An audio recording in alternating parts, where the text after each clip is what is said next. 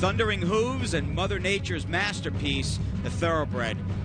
Poetry, drama in motion, watching these brave, majestic animals compete each and every day. The best of the best right here at Saratoga Racecourse. And in regards to the best, look who's with us tonight. Richard Migliore, glad you've showed up as well on MSG Plus. Jason Blewitt in the blue alongside. And just like that, my friend, August 31st, the long, lengthy Travers weekend came to a close today. Came to a close, and it's hard to believe there's only 1 week left in this meet. It's flown by, but you still have an opportunity to come out and see the greatest racing in the world right here in Saratoga, and a week that's a little easier to get around this place, this town. And we go to September 7th this year. Late.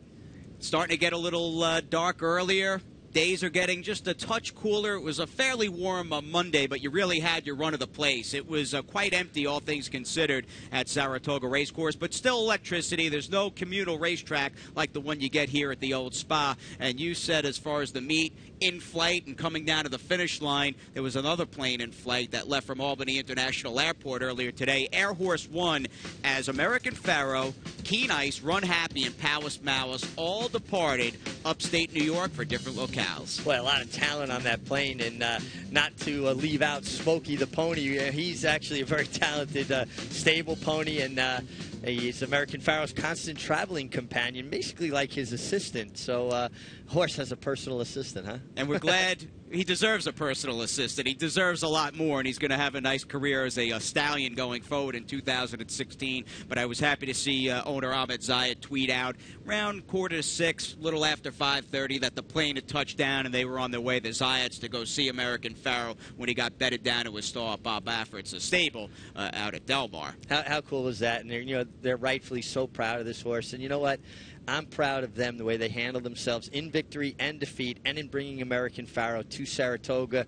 Win or lose, they did right by our sport. And the stalwart jockey, as we switch gears and we continue on, Richard, with news on day number 34. Mike Luzzy, the veteran stalwart journeyman, coming back to the races on Wednesday. He has not ridden in a race since Sunday, November 2nd. He was hurt in that paddock accident down at the Big A, but he is scheduled to ride one horse. It's good to have the Luz back. It really is good to have him back. Mike is such a good rider. He's been doing great. I've seen him out there on horses. He looks tremendous. He's fit. He's excited. His enthusiasm's there. And you know what? He's been working some pretty good horses in the morning. Jess's Dream, who broke his maiden, and the Travers winner, Keen Ice, worked him his last work. So Mike's showing he can still get it done. Now he just needs an opportunity, and that's up to you, horseman, to give him a shot, because the guy deserves one. All right, I like that. Well said there, Richie. And one of the beauties about Saratoga Racecourse, aside from the thoroughbreds competing out on the turf and the main track, you never know who you might run into. And if I'm not mistaken, you ran into somebody very important high up in a sport we love, in addition to horse racing. And let's find out who the mystery guest is. I'm here with Gary Bettman, commissioner of the NHL, and I'm a big hockey fan, so it's a pleasure to meet you. But what brings you to Saratoga? Well, I came with Vinny Viola, who's a great horseman and happens to be the owner of the Florida Panthers, and this is just a spectacular place to spend the summer afternoon. And have you been having any luck today? Very little. I don't bet that much. I'm more here for the ambiance. And you excited about this upcoming season? We're looking forward to a great season. We had a great season. Our competitive balance is incredible, and the races should all be terrific. I appreciate you taking some time with me. Thank you. Great to be with you. Thank you. Can't do much better than hockey and horse racing in my book. I know you agree. That's our two favorite things, me and you. We're on the same wavelength with that. When we were at Aqueduct, to leave Aqueduct, rush to get home to see the start of the game, and then we're texting like two kids all the way through the game. It's a great, fast-paced sport, and that's what we love. We want fast pace. And we like that Vincent Viola is in the mix. A major thoroughbred owner, has horses with Dominic Schettino and mainly Todd Pletcher, among them Liam's Map, who will see some battle this coming Saturday in the Grade 1 Woodward. Yeah, he was asking me about what I thought heading to the Woodward, and I think he is the best horse in the Woodward. I was concerned, and I expressed this to him, just how hard he ran in the Whitney. Can he rebound off of that hard an effort? But if anybody can get him to do it, Todd Pletcher can. Second running of the Better Talk Now is where we begin as far as the action out on these tracks. Day number 34, a warm Monday at the old Spa. Larry Comas from the gate. They're off in the Better Talk Now. And it's High Noon Rider who comes out on the lead. Al Masti is also alert from the beginning. These two open up to lead by 2 early on, and a lot will sit third. 3 lengths ahead of Offering Plan, and Nucifera is trailing the field as they race into that turn. It is High Noon Rider and Almasty tracked intently by a lot, who's just in behind them running in third. Offering Plan gets a bit closer now in fourth, just outside of a lot as they head on to the backstretch.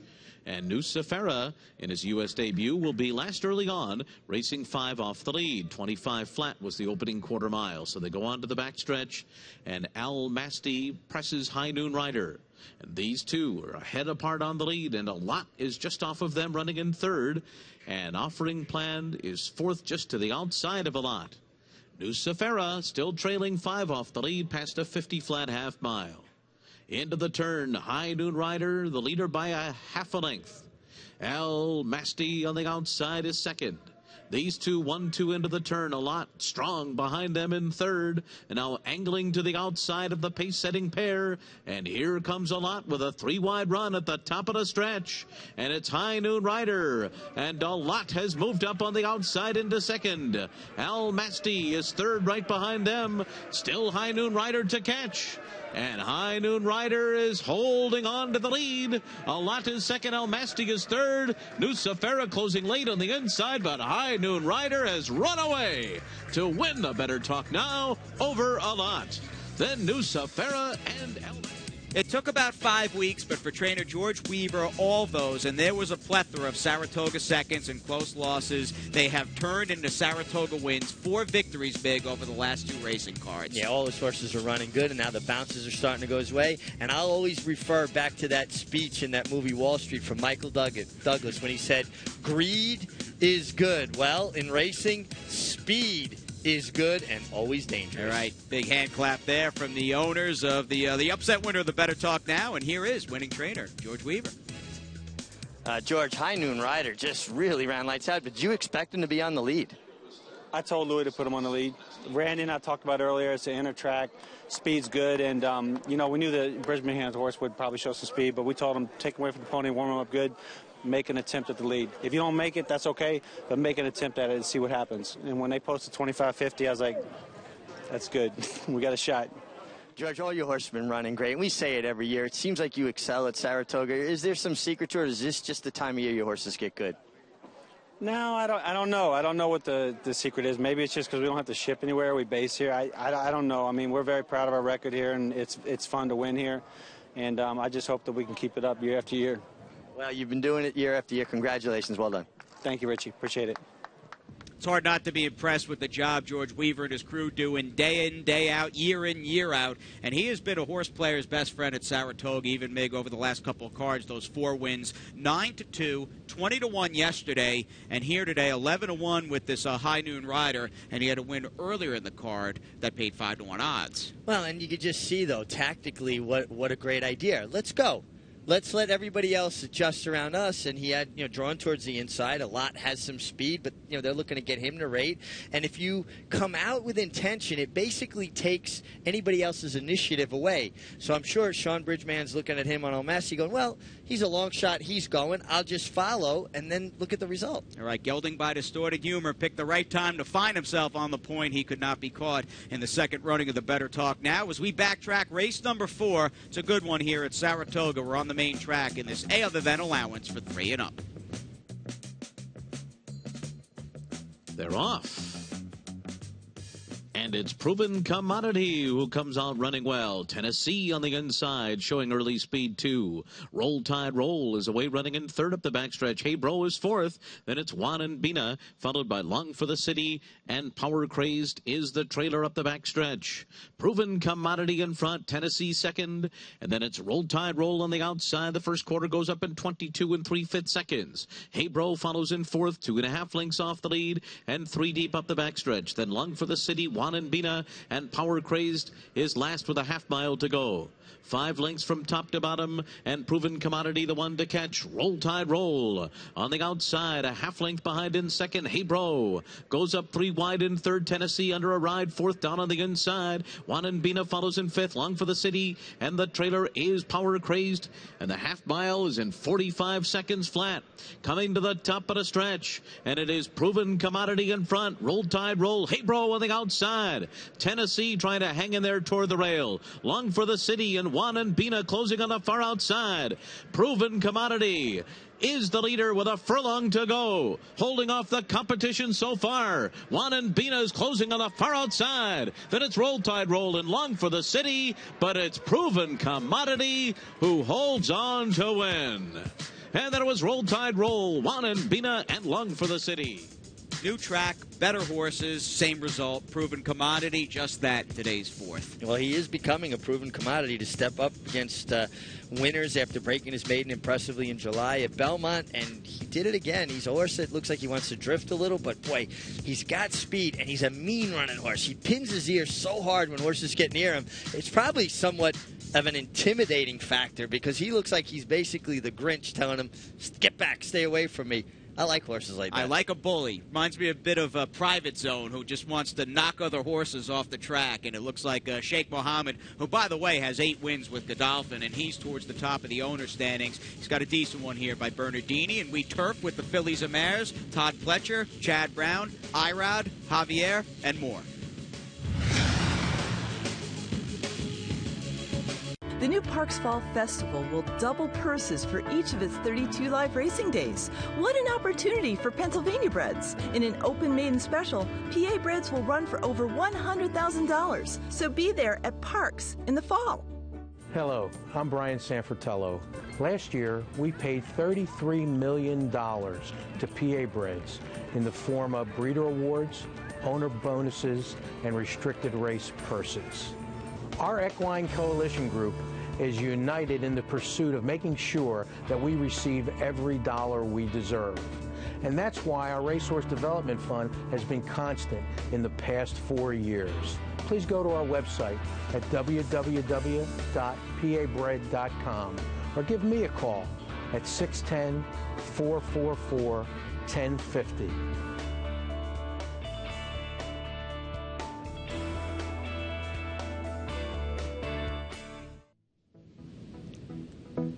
Man of War Cup with Jerry Crawford. $5 donations to the local YMCA here in Saratoga Springs. That was good enough to get your picture taken with the Man of War Cup. One of the oldest trophies, I would have to think, in all of professional sports, considering we ran the Travers Big for the 146th time last Saturday. Well, actually, that was from 1920 when Man of War beat Sir Barton in the Kenilworth racetrack up in Canada. Awesome. Very cool nugget there. And as the days get a little shorter and a little cooler and we focus in on that Belmont Park Fall Championship meet, we've got that final giveaway.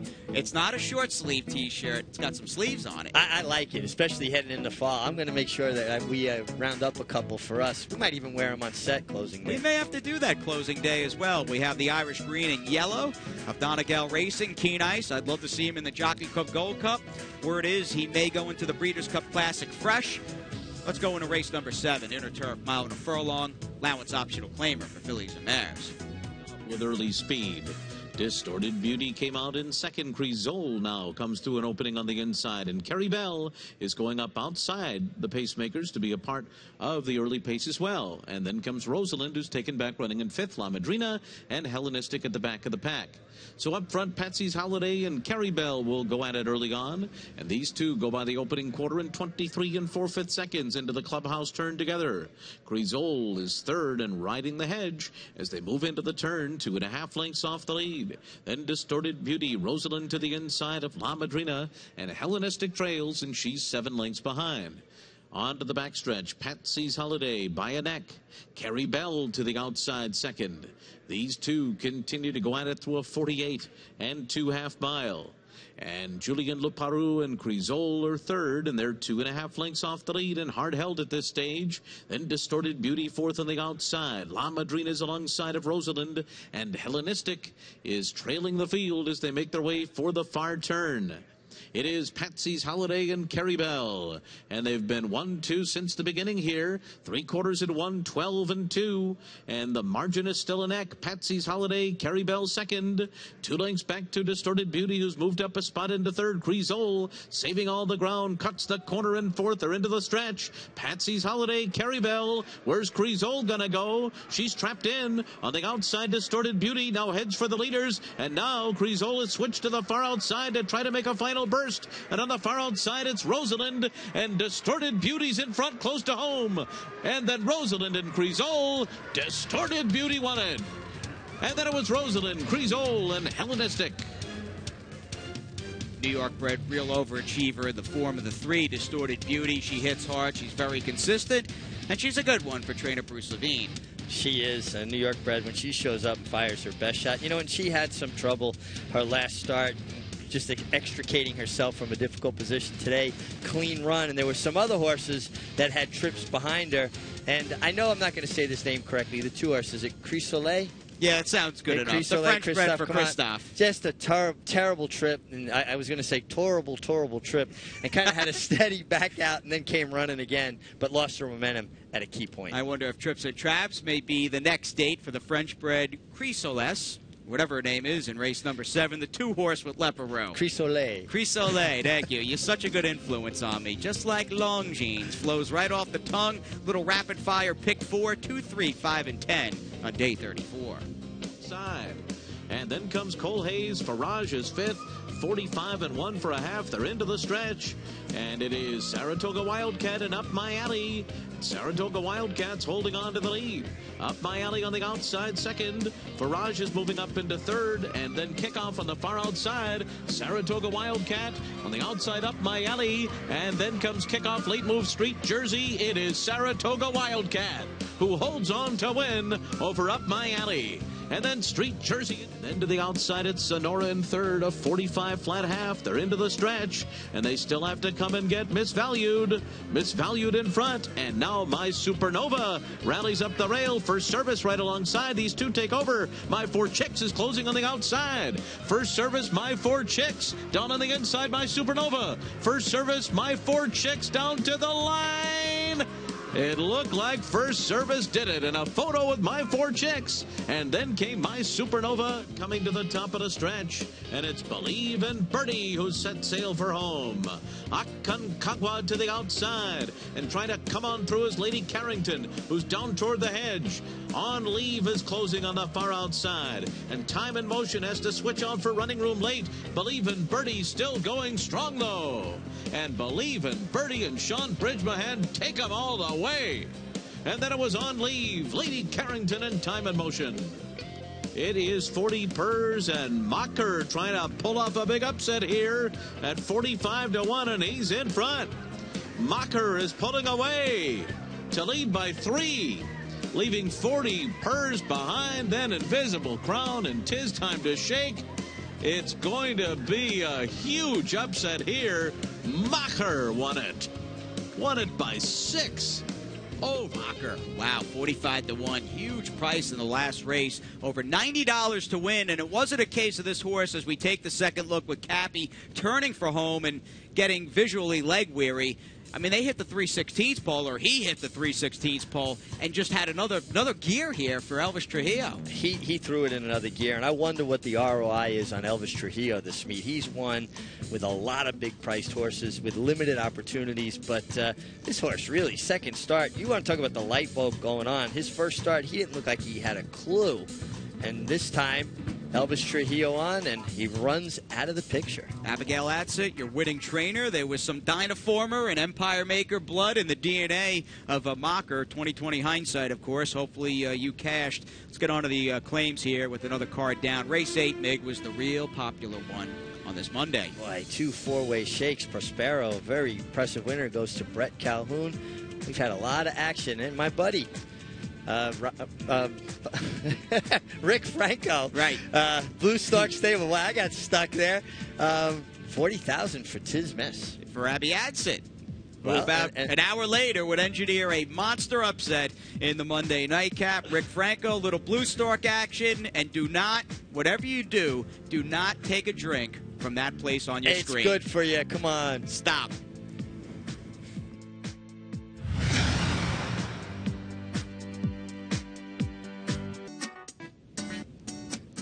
We need some help on tonight's show. We got Rick Franco. We know it's a Monday. We know we have a full week, just one. 6 full cards at Saratoga on the horizon. And not great with numbers, but $750,000 sounds pretty good to me as far as that guaranteed pick 4 on Woodward Day. But I know you. If you hit that $750,000 guaranteed pick 4, you'd be here the next day. I would. Game's in my blood.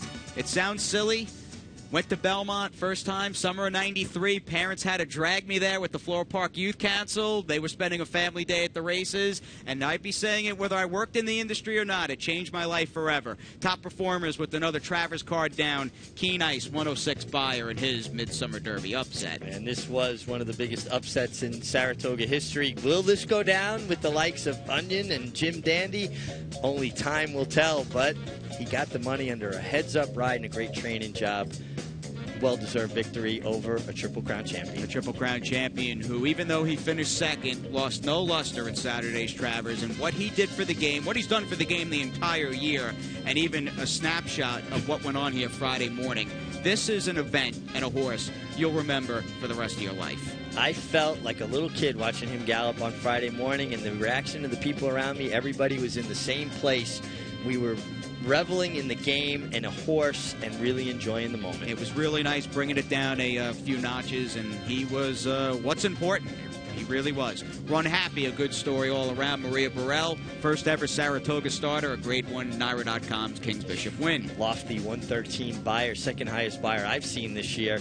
And Run Happy, he's well named because that was a happy horse running his way to victory in the Kings Bishop. And here's a free turf sprinter. Lowered the Mellon 5.5 course record here Sunday in the Smart and Fancy. Everything is good with Lady Shipman.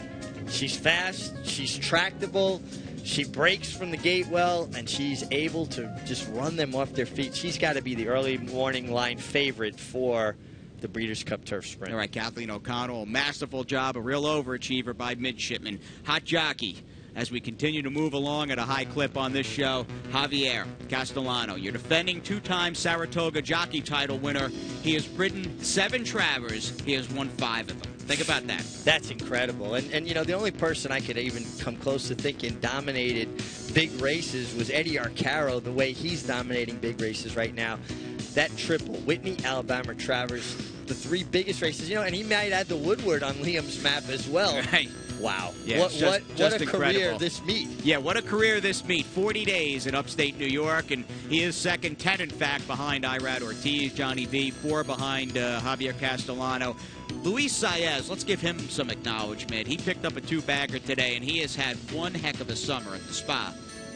He's been riding terrific, and riding terrific with all kinds of horses on all kinds of surfaces, but I really like the way he emerged as a premier turf rider this meet. I mean, just absolutely perfect positioning on the turf. And for Christophe Comont, we will actually give him the hot trainer. He was honorable mention last week with Tony Dutrow, who won a perfect 3 for 3, including the Alabama. We will stretch Christophe's recent Saratoga success back 2 full weeks of racing, and, I mean, it's a no-brainer. Look at that list of winners. Yeah, and just incredible with all kinds of horses. Lubash, the job he's done with him, an 8-year-old that keep him in that form. He deserved hot trainer just for that, but then look what else he was able to add to the resume. And he's near the top of the trainer standings at Saratoga Racecourse. Chad Brown, however, the big dog, number 1, 4 in front of Todd Fletcher, and a personal best for Chad here at Saratoga, getting win number 30 today. 4 in front with 6 racing days left, and he's going to keep winning, so Todd's got his work cut out for him. And Chad will bring back Zevo Friday in the Evan Shipman. That horse has not started since the Breeders' Cup Classic. Dying to see Zevo back in action. We're big fans of him, and